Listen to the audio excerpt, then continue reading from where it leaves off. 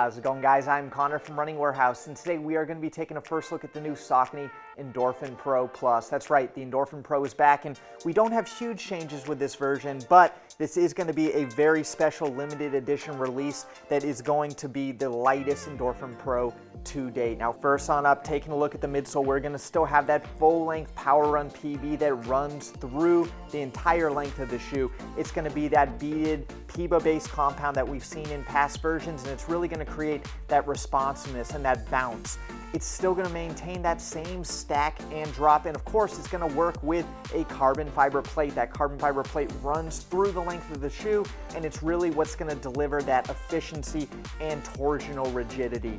Moving on down to the outsole, no changes here. We're still going to see plenty of exposed PEBA in the midfoot, and then that rubber that runs throughout the shoe, and then plenty up in the forefoot for that durability and traction. Finishing this shoe off, we've got really the only change in the shoe, and it's what's going to give that plus designation to the Endorphin Pro Plus. We've got an all-new upper. It's very light, very thin, and very adaptable. It's just a lot more stripped down than the upper we saw in past versions. Now, when we take a look back at prototypes of the original Endorphin Pro, we talked with the designers, and they said that there were pro athletes that were testing several iterations of this shoe. There were some uppers that were a little bit more built up, and then some uppers that were definitely a lot more stripped down. There was one prototype in particular that utilized an Endorphin Racer upper, and several of the athletes really were leaning towards this shoe because of how light it felt and just because it felt more like a traditional racing flat.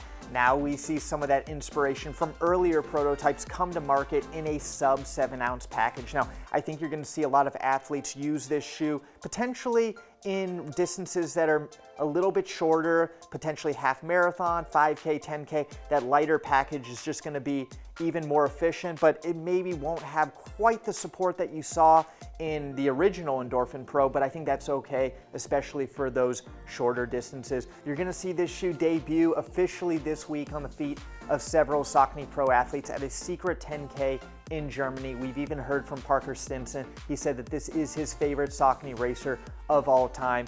I'm extremely excited to try this shoe out for myself. It's going to be very, very limited quantities, so if you're looking to get a pair of your own, you're going to have to be very quick. It'll be available on September 28th. You can find your own pair here at Running Warehouse.